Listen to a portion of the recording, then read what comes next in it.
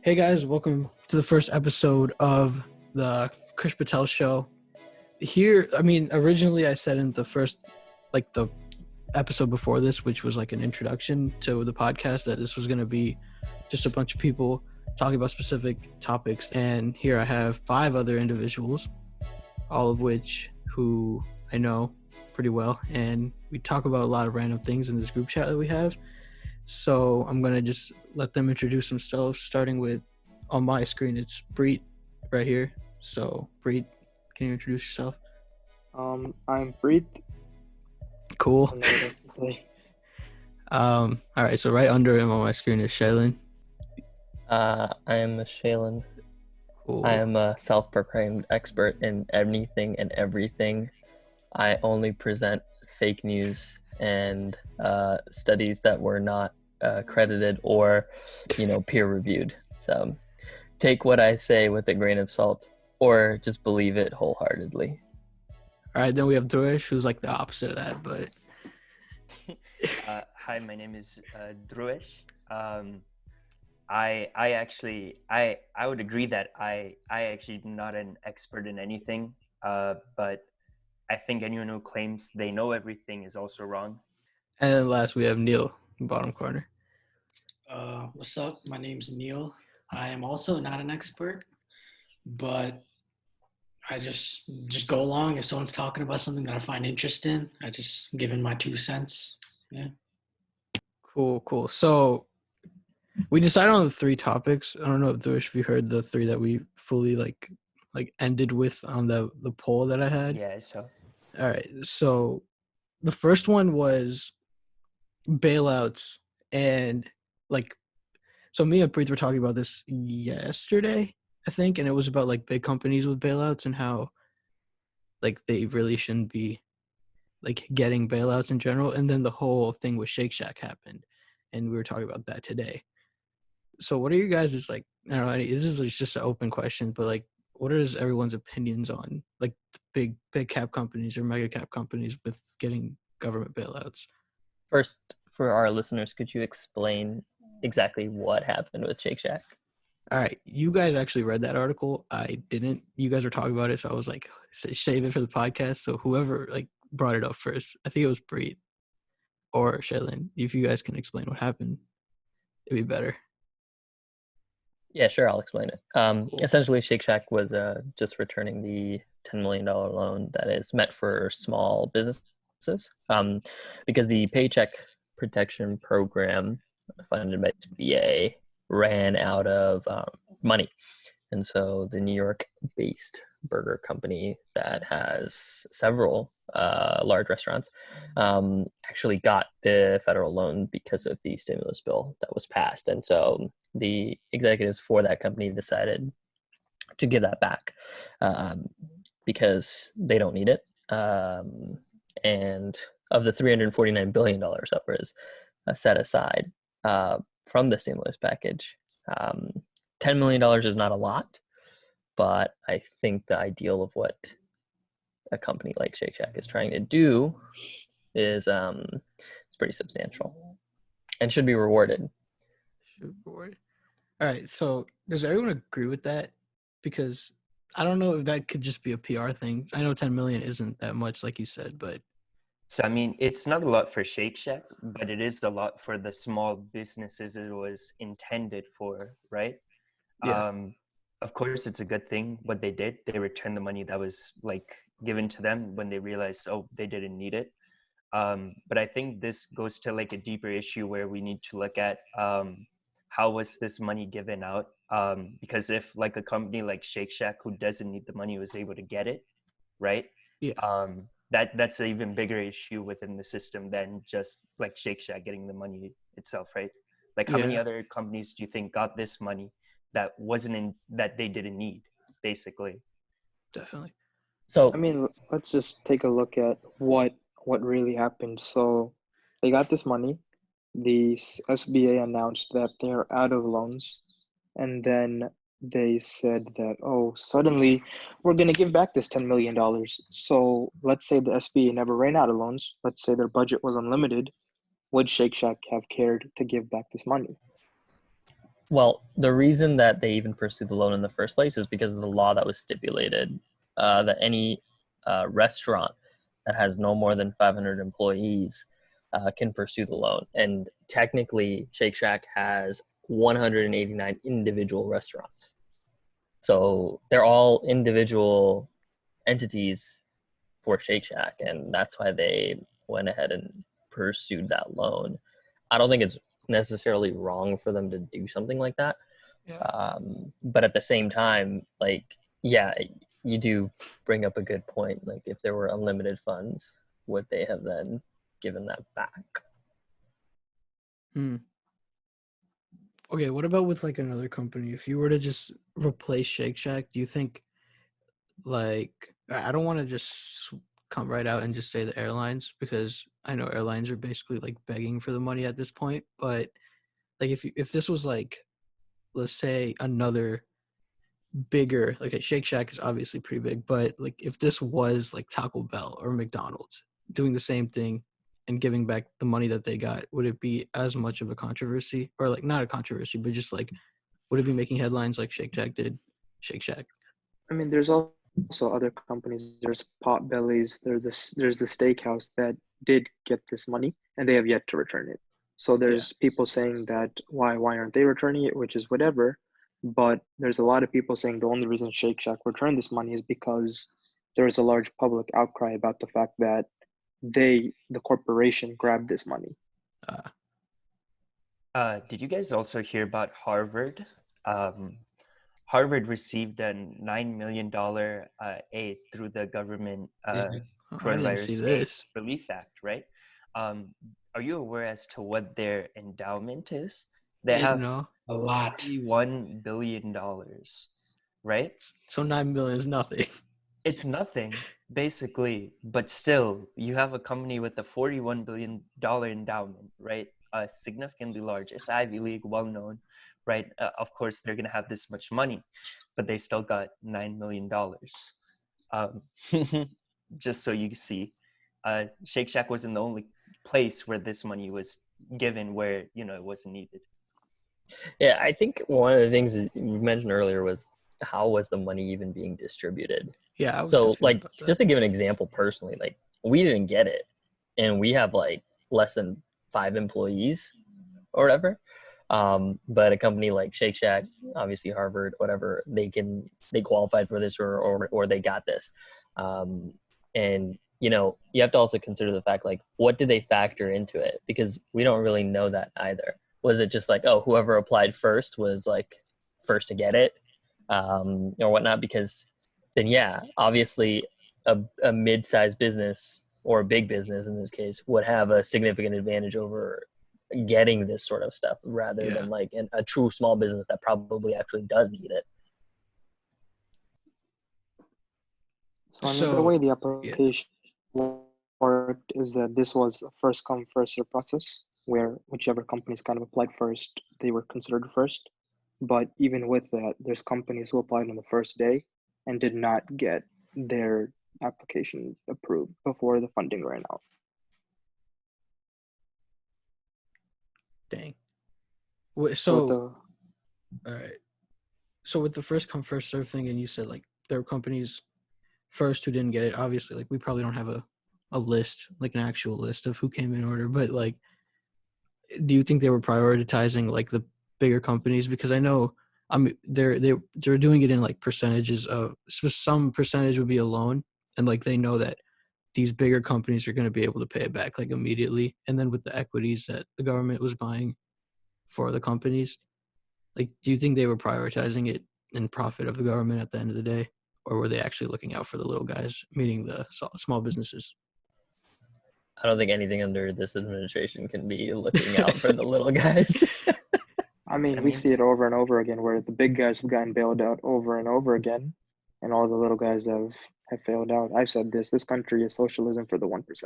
That's what Actually, can we look into the ethics of this? By the way, like, when we're talking about these bigger bailouts or whatnot, isn't it to be expected that these big companies should actually have, set the standard? Like, they should have like emergency pools and emergency funds or something like that, right? Oh, they do. Let's go to the Cayman Islands. That's where they are.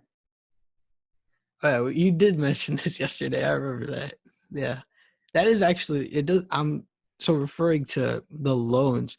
I'm pretty sure when I was reading the airlines, like the way that they're handling their bailout situation is only 30% of the money that the government's giving them is going to be on loan. The rest is basically just here, take it, or like Yeah, equities. the thing is 30% of it being a loan, whatever, that's fine. Like, I guess if the government wants to determine the number, they can determine the number. But just look at the fact that they have so many assets that they own Yeah, that any bank would be willing to like give them money. Like, I'm sure there's like a CEO at a bank or whatever that wouldn't mind, holding a airline company hostage for another private jet of his, because like, that's what the asset can be. But what about like, the other person that's like in a small business or something like that? Like, they don't even own the building in their name. Like, they have to pay rent to somebody else. Like, what do they own? Like a couple $1,000s of assets that are inside of it. Like, let's say at maximum, maybe like $100,000 worth of stuff. Like, you can't use that to leverage any sort of like real money to be able to, bankroll your own staff and your own operations for anything longer than like 2 or 3 months. It comes down to collateral. Who has the most collateral and who you can take from at the end of the day if everything goes up. I mean, just kind of another thing that I was thinking about on this topic is that every time times get tough, these big companies come running. We need money, we need to be bailed yeah. out, we need this. So then, why is it that the American public is expected to have the ability to live if our $1 trillion companies are living paycheck to paycheck? How can we expect our poor to be able to survive I if mean, do these you big actually companies think? can't do it? But like I know you're saying they can't do it based off of how they're just coming asking for the money, but do you like come on, they have money. Like they're just they're looking at this as just a hey, let me just get this cash and then I mean, run. if they have the money, then the way the money is handed out needs to be evaluated. If the government Yeah. can't realize that this company who's coming to ask me for money has money, then we have a bigger issue than the fact that the money is being given out. Okay, would you consider this situation the same as GM and Ford back when during the recession? Like the government giving them money versus airlines now? Because I mean, airlines did see a very big fall because of the pandemic, but Well, is it the same? hold on. Let's just take a look at that other recession, why that happened versus why this one is happening.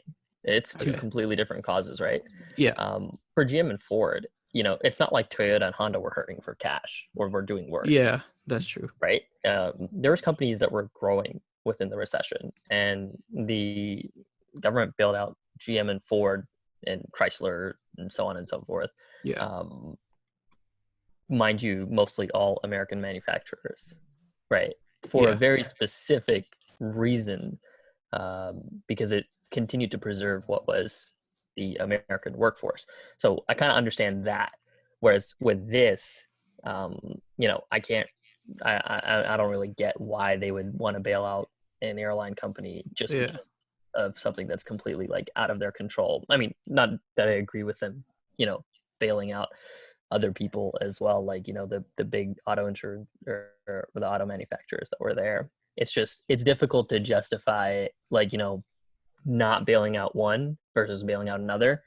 So it's Yeah. like, oh, if we've done it before, we have precedent to have to do this again, I guess. Yeah.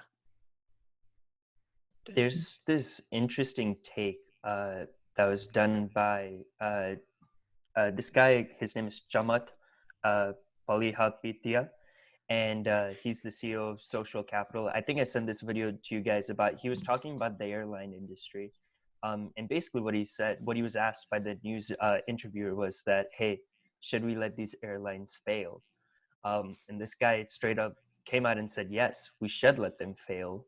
We should let them fail for their business practices, because in the end, who is it that is asking for this money, right? You have these CEOs, you have these people who are like these billionaires, these large investors, who are the ones that, due to their poor decision making, right, and due to their bad, like, same thing in the past, right, when it came to these car companies, due to bad decisions, should these companies been allowed to like fail, right, because of the decisions they made, right? Because that's what we are in right now, right? This is capitalism, the Yeah. system we're living in, and is this like, are we going to allow, like what Prit said, right? What Prit said, sorry, socialism for the 1%, right?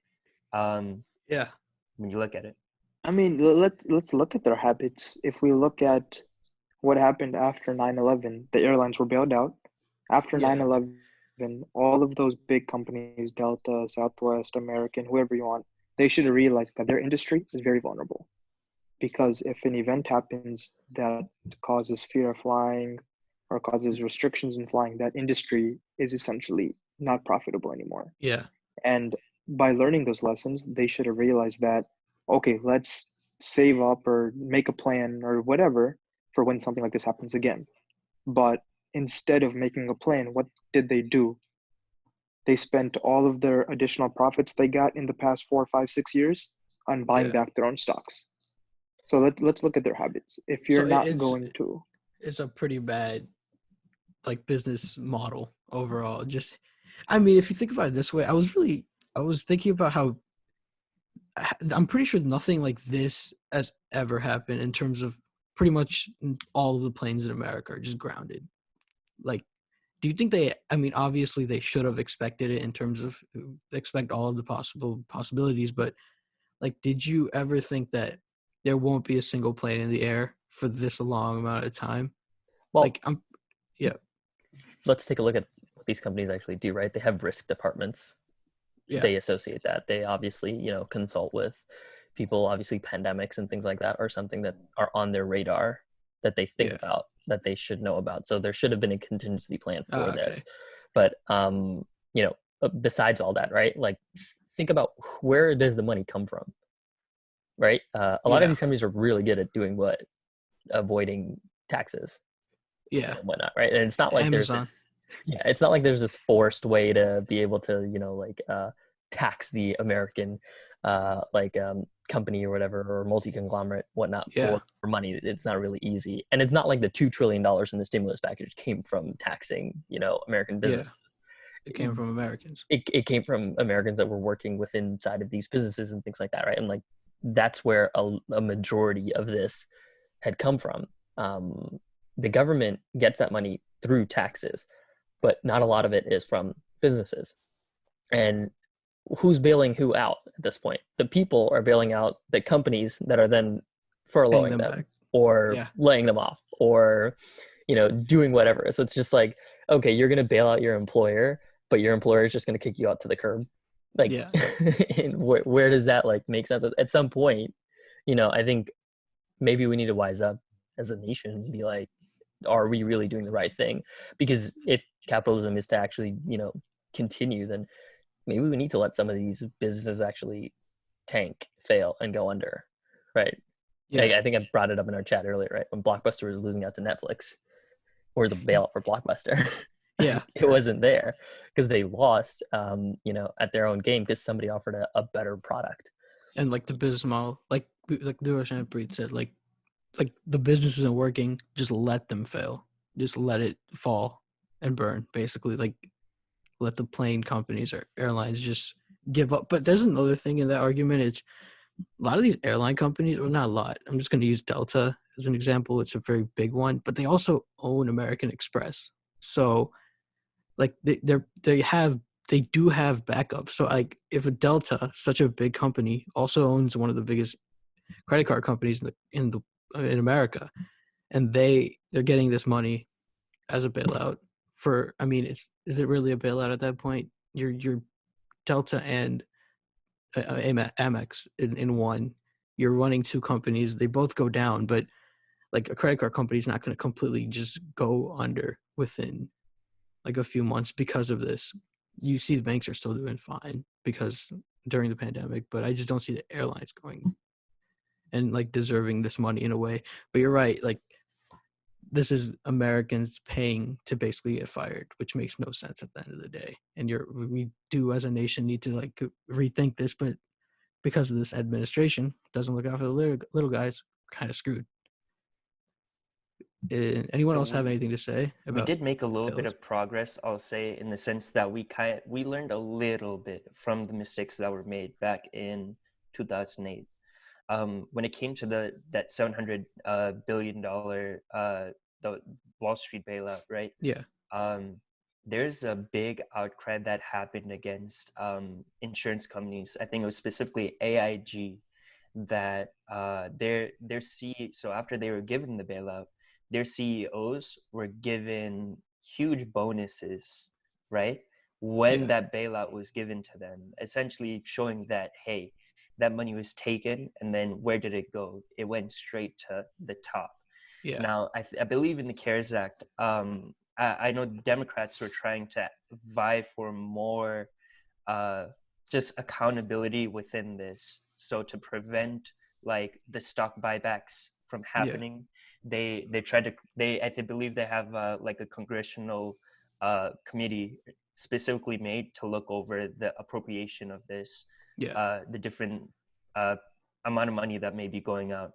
And there are different things that are being put in to make sure that the money goes to the worker specifically, like making sure that, hey, if you do get this X amount of money, you have to employ or pay your workers at least up until this month. So I believe it's like September or something like that, right? And so a little bit, but again, Trump signed the law, and then he signed it with an executive, or he signed it basically with the signing statement saying that, oh, your oversight, we're not going to follow it. So like that kind of undid a lot of the work that they've been doing. Yeah. And I mean, on a kind of a good side of the bailouts, I mean, it could be good, but what about like all this monthly and weekly money that's going to the individuals alone? Like that's a very big amount on average compared to the regular American average salary. Is it? No, it's not. Because if you had to look at household income and things like that, yeah, sure. Oh, okay. Yeah. Where does, but where does $1,200 actually put somebody? Because think about it, most of these people have credit card bills that they have to pay. Yeah. Most of these people have mortgages that they have to pay. They have insurances that they have to cover, health, auto, life, even for some of them, whatnot. Yeah. And if they're not working, it doesn't help. Plus, with the existing situation with the unemployment not being given out in, I guess, a ready, a decent fashion or a timely manner. It's really hard because a lot of these people can't necessarily even afford to, do anything. And then what happens on the end of the billing cycle? The interest gets charged. The fee. Oh, yeah. So right. they're not giving enough money at all. Exactly. And it has nothing to do with that. So in the long run, sure, we put $1,200 into people's pockets, but how long is that $1,200 going to last for them? What is it going to do? Because then they have to consider, I got to take this $1,200. I got to put food on the table. Right. I have to make sure that I have enough to at least support my kids and my family. And then once they take care of those base needs, right, that's when the things like, let me pay off some of this credit card debt that I have, or let me pay off this mortgage that I have, or let me pay off X, Y, Z, etc. Yeah. Kind of comes in, and then you kind of start seeing that the dollar doesn't really go that far in comparison to how much, the proportion of how many billions of dollars are these companies earning, in comparison to their revenue, right? It's a flat amount for every individual. No matter who you are. Yeah, exactly. But for a lot of these companies, it varies. It's not like every airline company is getting $1 billion. It's it varies. Yeah. And that's something that we should really consider as to, whether or not that's worth it. Have we talked about the calculations as to why the government is okay with spending $2 trillion? No. No? Okay. So we didn't. Yeah, let me just briefly explain this, right? So NPR has a really good podcast on this as well, about on their Planet Money podcast, I think is what it is. But basically they talk about the value of the American life. And the government assesses this, and they have since 1976 or something like that, or really much more recently is when it is. Before, they just used to say, okay, if this person dies, and they have X amount of earning years left, then that's the value of their death, right? And so that's how they would assess these sorts of things before. But then they switched the equation because life is just not about, how much money do you make? There's other things that get factored into it, right? And so a bunch of what do you call them? Actuarial scientists, I think. But they I think they were calculating as to what the value of life would be, like in terms with relationships, things like that, and so on and so forth. So the current number is $10 million is the value of each individual life. And this is accounted for, like age isn't necessarily something that's factored into this. Like, doesn't matter if you're 65 or if you're 25, like $1 million is the value. So it's a blanket number that's given to everybody. And now if shutting everything down saves at minimum 1 million lives, that's about $10 trillion right there, right? Because 10 million times 1 million, $10 trillion is there. So the government is okay with losing under $10 trillion because that's what they think the value is in this pandemic to shut everything down. And that's where they came up with this $2 trillion number for the stimulus package. Because if you had to spend $2 trillion in order to save $10 trillion, wouldn't you do it? Right? Like that makes sense, right? That's a no-brainer for everybody else. So your net gain would be then $8 million or $8 trillion in the sense. And so that's why they counted for this $2 trillion stimulus that was there. But that's assuming only 1 million lives are saved. Now, this varies, right? Because when this calculation comes into play, and how you distribute that money, etc., things like that, it's not like the $2 trillion is going straight to these people's lives. It's going to multiple different sorts of things, and that's where they came up with this number. So we still might see an increase in the stimulus like later down the road. Like they can add more money to it, but basically what the government was saying is that they're okay with about half of the US economy tanking in order to overcome or in order to beat the pandemic. And this still took them some time to get to that point because originally they were just like willing to let all else fail as long as the economy goes up. And that's what sparked a lot of our arguments, or at least my side of the argument is, hey, we got to save the economy, not the people. But then I was like, wait up, that's not a good economy is there without the people, right? If you have a mass amount of people that die that are not able to support themselves, right? Those people are all out of it. Yeah. So this kind of like ties into what the second main topic of what we discussed was how COVID's been handled. And most of us can agree it hasn't been pretty handled at all, but what we would do individually, or just like if we could come to this is January 2020, we just found out, what would you do in the situation of you being the president? And I mean, well, we can even forget January. We can talk about November of 2019. That's when our U.S. intelligence agencies had heard the rumors about a virus circulating in Wuhan. Yeah. So November, December, January, February, March, April, or whatever, 5-6 months forward. And oh my God, where are we now? What happened in December? What happened in January? What happened in February? We've all seen that video where there's a bunch of our president's press conferences kind of compiled together, and it says like, oh, everything will be okay. Oh, there's only 12 cases left. Oh, we're getting really close to zero. And then all of a sudden, it skyrockets. It's April 20th, and it's almost at 800,000 total cases. So I found that information on track.us. So I don't really want to say that this would have been stopped if we reacted earlier, but what would have been better is that we would have been more prepared.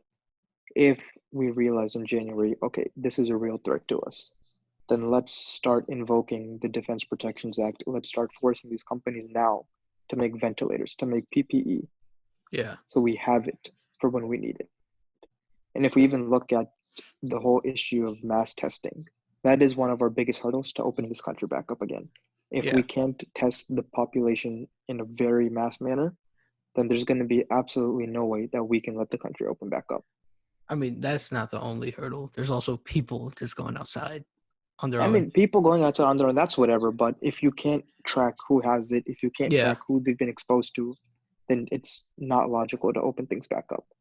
But if we decided like, okay, it's January, we know this is in Wuhan. Let's take a sample. Let's start working on a test.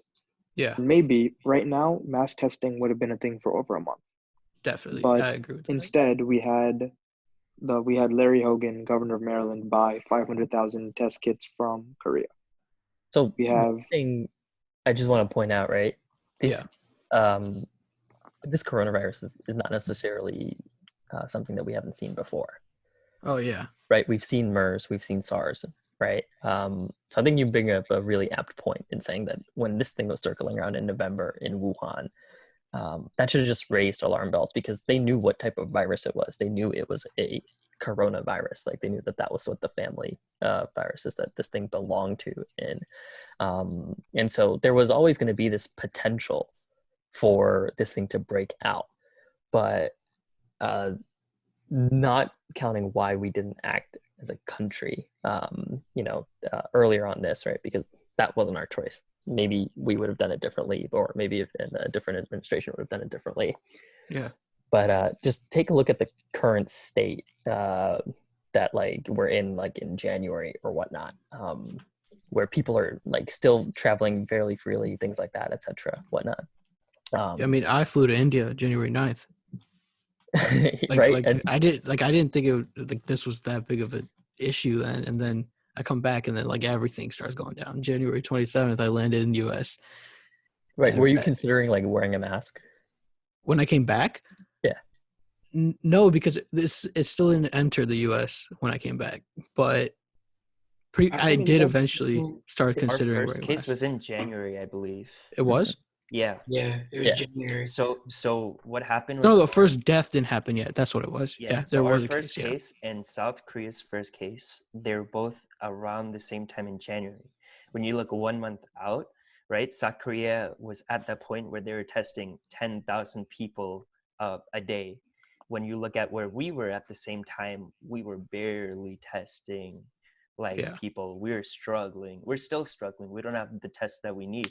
Like you have South Korea sending all those tests to us, right?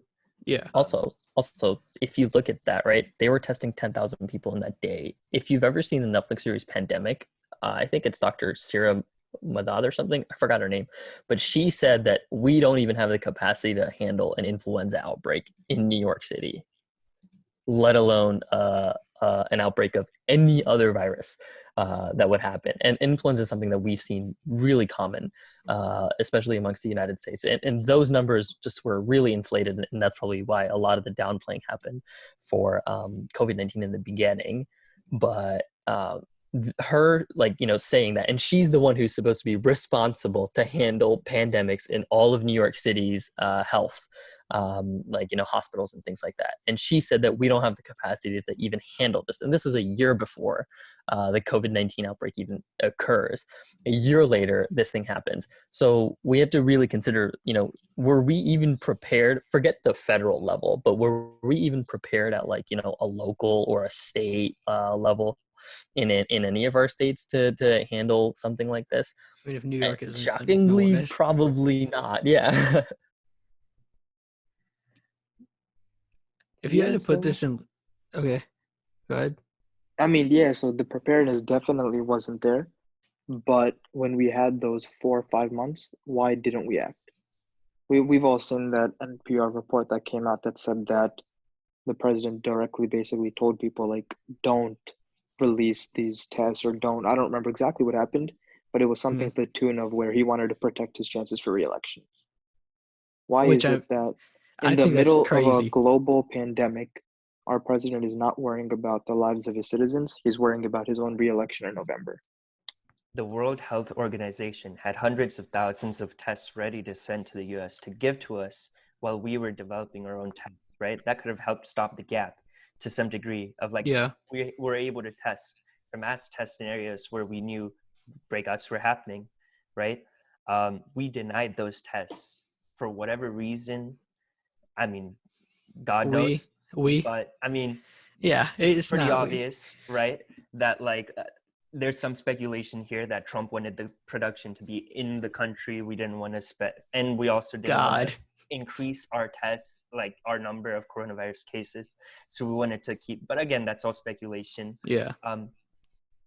still, why did we deny those tests, right, when they're available, when they were there? There's no like logical reason that we should have denied them when we didn't have the capabilities ourselves. One more thing I wanted to just add is, I mean, I would. Okay, so governors right now, do you guys think all the governors or the majority of them are doing a very good job of just saying we're not going to listen to the executive branch right now? We're just going to focus. Absolutely not.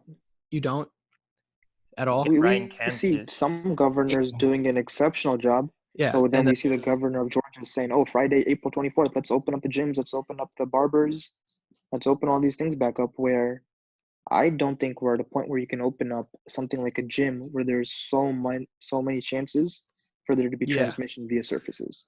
they're literally opening everything that involves direct human to human contact, like all the hairdressers, right? Like, what do you I think that's insane. Like, just actually?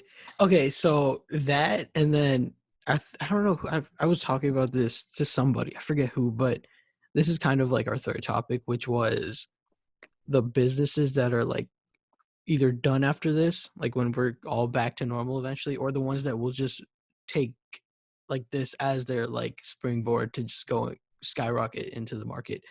And one that like stood out to me was movie theaters.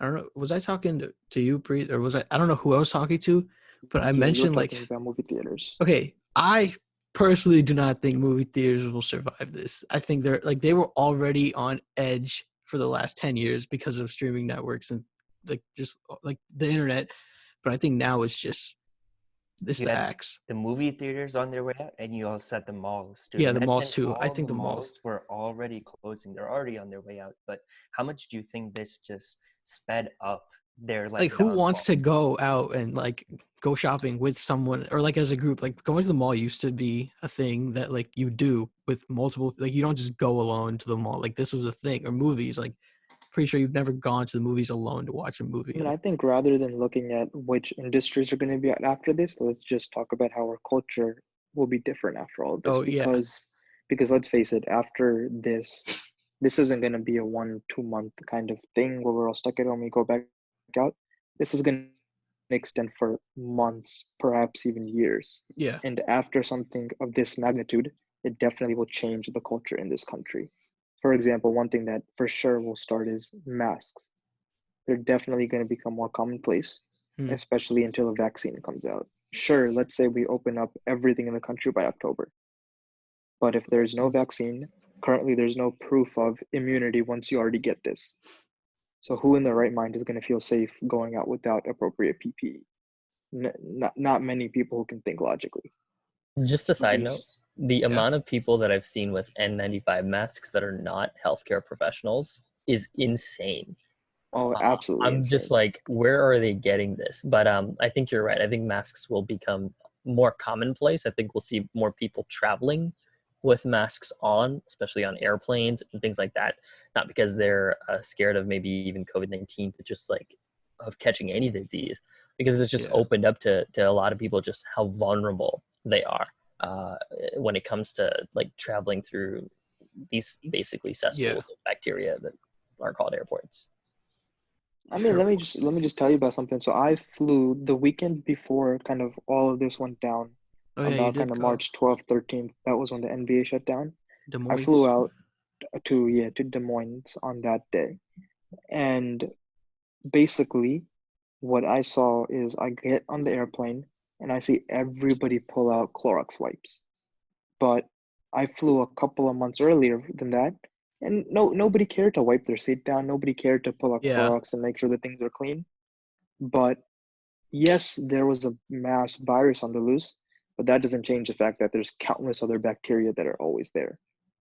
So that's definitely one thing that I think people are definitely going to be more cognizant about the kind of dirt around us. People are definitely going to become more kind of germaphobes and trying to keep things cleaner because this is one of those events that's going to change kind of the trajectory of how we see the world around us for sure. Also, one of the things I just realized was there's hospitals in the country that only have one doctor full time, 7 days a week. They're hospitals. that's weird. No, Like, so it's actually legitimate. There's one in Oklahoma that is like that. it's in the middle of nowhere. I mean, the population obviously isn't that big, but there needs to be a Yeah. hospital, right? Because there has to be somebody there that someone can go to at any A time of the doctor. day to see a doctor. And there are places that are like that. What So- happens when that healthcare worker or that team falls sick? Then what happens to the entire community at that point? I mean, isn't that like the issue that's even going on with hospitals with more than one doctor? Like, what happens? Exactly. Like they're even like basically screwed at that point. But if there's just a hospital with one doctor, then And I like, think the shortage. I think we're going to see medicine change. I think, like, you know, or like even with acceptance rates to nursing, to medical schools, things like that, I think they'll probably increase because oh of this. You know, that's what I'm thinking, or I'm hoping that will happen. Maybe there might be more training involved just to get everyone up to speed and things like that. yeah, Maybe the restrictions may be a little bit loose because I mean, one of us can attest to how ludicrous they are already. But like, but you know, I think we're probably gonna maybe try to see a bigger push for not only STEM professions but medical and health professions as well.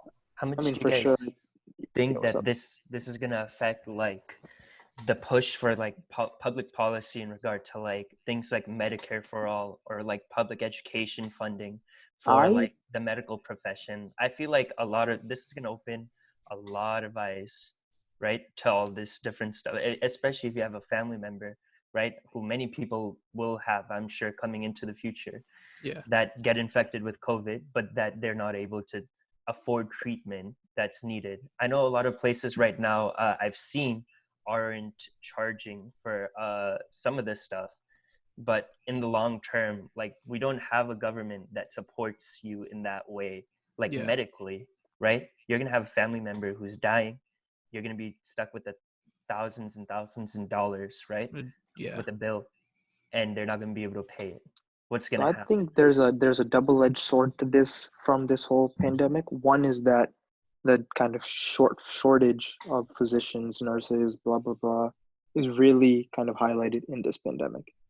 And when you see that, I think you kind of have to put a little bit of a hold on this whole idea of let's give it to everybody, because we don't really have the capacity to give it to everybody all of a sudden without significantly decreasing the quality of our Healthcare. healthcare system. Yeah, So So logically, the first thing that needs to be done is that public education so funding what's going to for happen is, medical like professionals. Shailin was saying, is that we're going to have to funnel in money into these medical systems. We're going to have to maybe kind of change the way our healthcare system works. Maybe that means giving nurses more privileges to decrease the load on doctors.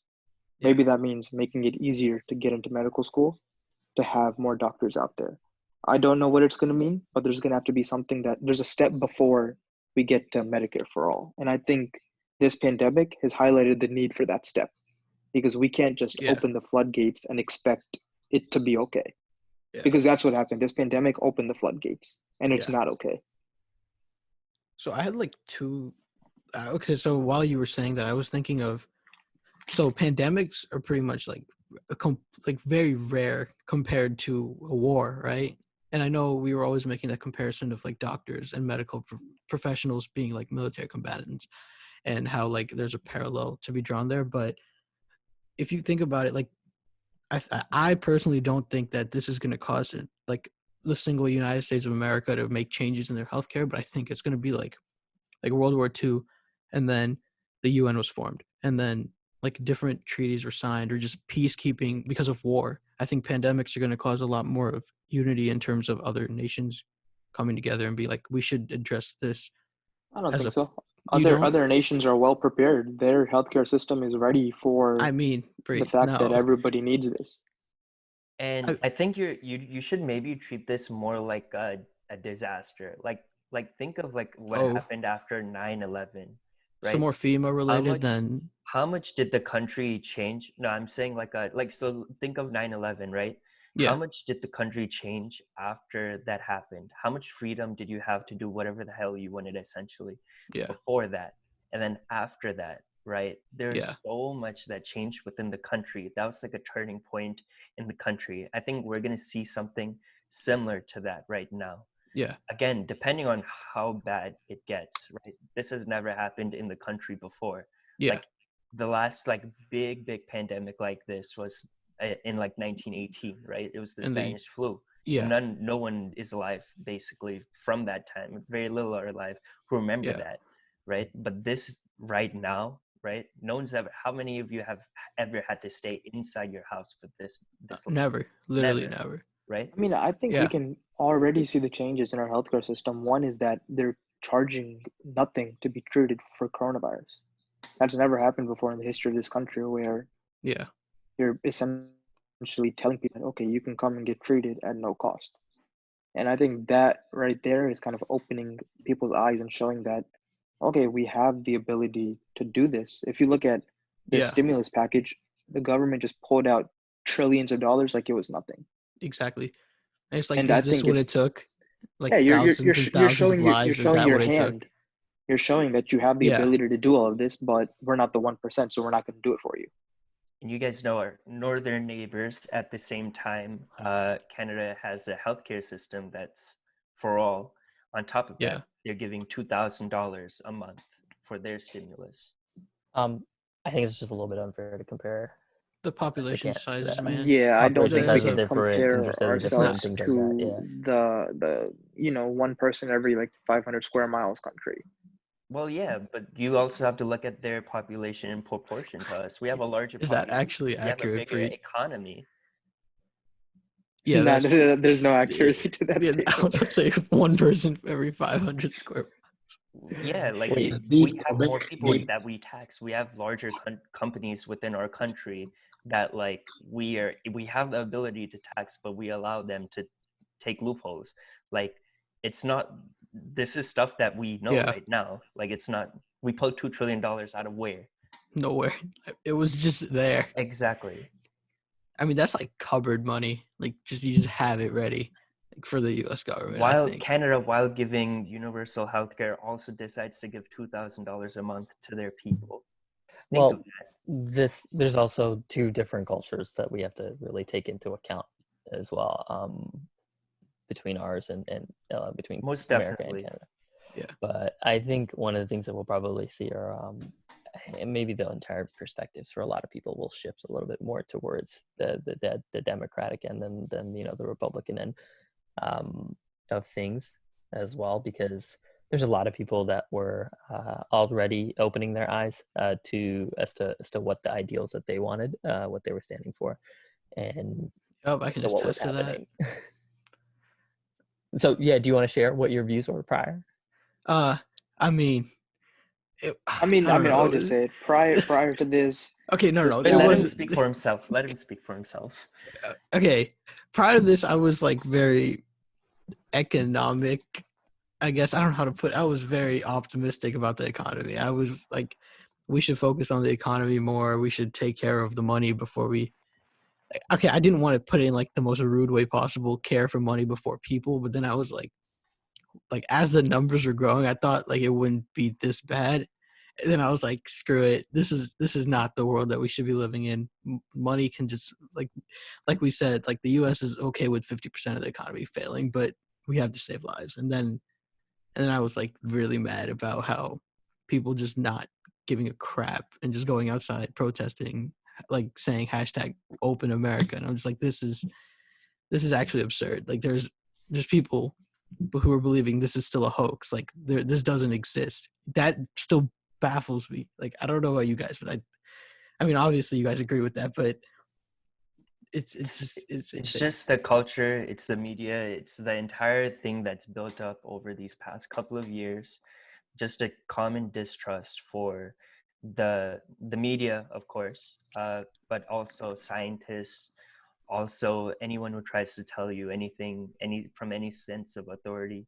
Yeah. Like these people are being told to stay at home and they don't want to stay at home. Like these people are holding up signs saying, "I want a haircut." Right? Yeah, that and is I want to insane. give me like life or death, right? Give me liberty or give me death, right? And you Something can't was use quotes like that. back during like when we were fighting for freedom from like the British, right? Yeah. And like they're using these terms for right now. Like we're just asking you to stay in your house. I mean, how right? much of this do you think is because of how the Natural past 3 selection. years have gone? How much of this do you think is because of who our president is? I mean, no, this was still there. It was just No, because of the it was still there. But let's say we yeah. had, I don't really want to name somebody, but let's say we had Just Barack Obama Obama third as our term. president right now. Yeah. Would we have people out in the streets openly saying, "Give me a haircut" or "Give me death"? Would we have protests the numbers that we are, and then these protests are being friggin' supported by the president in his And how much of a difference do you think? These are all Trump supporters there, right? Let's not get it wrong. 99% of the people out there are Trump supporters protesting. They're How at much least of a Republican. Yeah, Like, how much of a difference do you think it would make if Trump came out and said, "Hey, like I understand and I sympathize with you, like your issues, and we're trying to figure out how to solve that right now. But if we want this to end early, we have Go to home. stay inside, right? Listen, Because if you guys, guys stay out, I think it's a little bit of an oversimplification to say that 99% of these people are Republicans that give me a haircut or give me death or whatever. I think it's really I know a lot of the issues stemmed also from like the limiting of like people being able to buy like seeds and buy other stuff that was shut down too. That like people thought that, hey, like that was a lot of the stuff I read when it came to the Michigan protests. Right, but think about this, right? The $1,200 that were given, how far did it get people? No, not at all. A couple days? Yeah. And it was given out on the 15th, right? Let's say for most people, it's given out on the 15th. It's the 20th, and then I think starting from the 19th or onwards or whatever, we started having these mass protests and stuff like that. So about 4 days. Those really should just highlight to us how many people were actually living paycheck to paycheck. And then once that stopped, that a lot of these people are trying to disguise this as like, oh, like, I want to be able to like live my life, or I want to be able to normally like do these sorts of things. But it seems to me more of an outcry for like, look, I don't have any money in my bank account, and I can't get any money if I can't go out to actually work for it.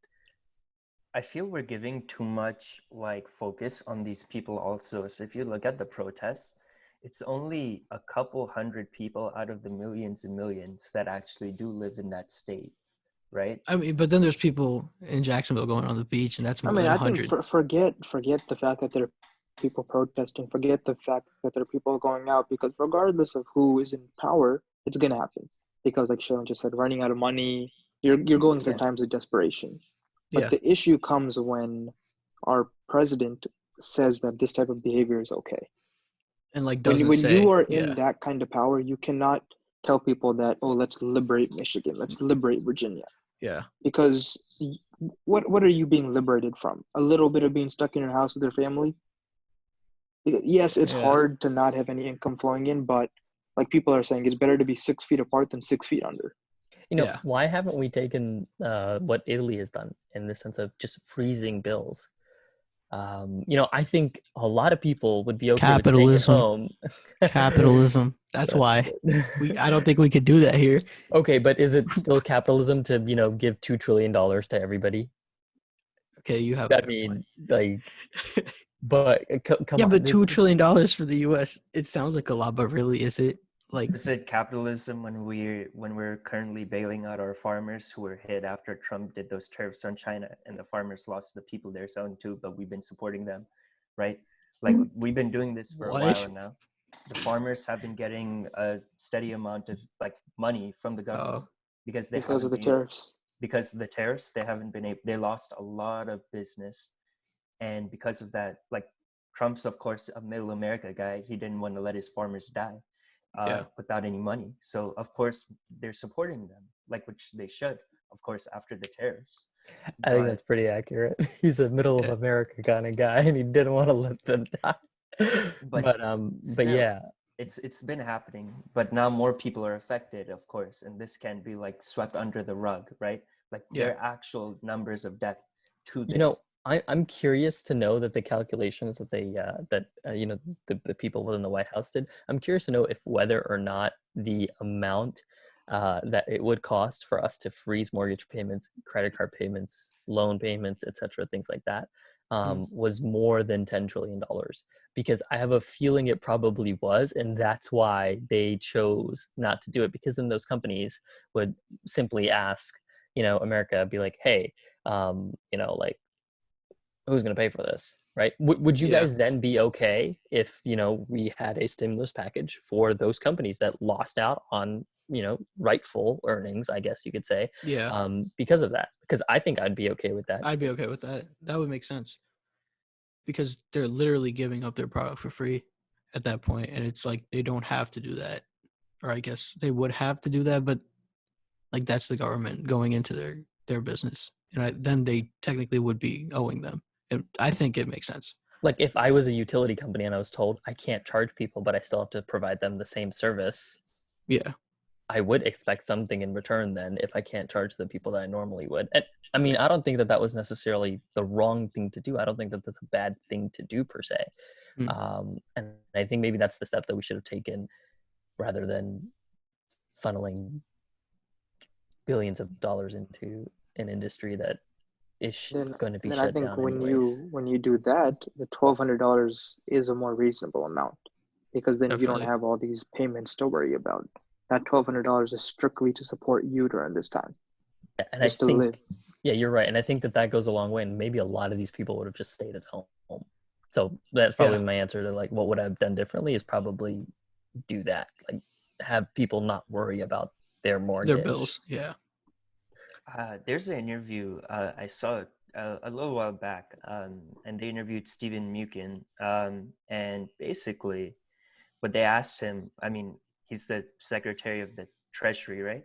But what they asked him was, hey, we're giving $1,200 to these people, but is it gonna be able to like support them for like 10 weeks? Like the amount of weeks currently that will be like, in quarantine currently, right? It's been a while, but they're expecting it'll be 10 weeks till we see anything else, right? And he tried to someone tried to break it down to him, but he's like, no, I think it's enough money, 100%. But when you think about it, like in reality, you guys already talked about it, about how the $1,200 is definitely not enough money.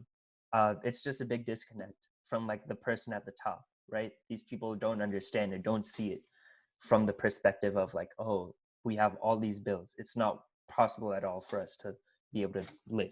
It's asking people to live off of $120 a week. And how many people, even making minimum wage, make more than $120 a week? Everybody. 120. Like, I think everyone who is working probably makes more than $120 a week. Yeah. So, and at least the people that were qualified for this $1,200 thing. Yeah. Well, that was a good, I don't know, almost an hour, I think. Anyone else want to add anything to that last one? All right, cool. We're just gonna end it here. We're gonna probably do this again next week with different people or the same people or more people. So thank you for listening, and yeah, see you next week.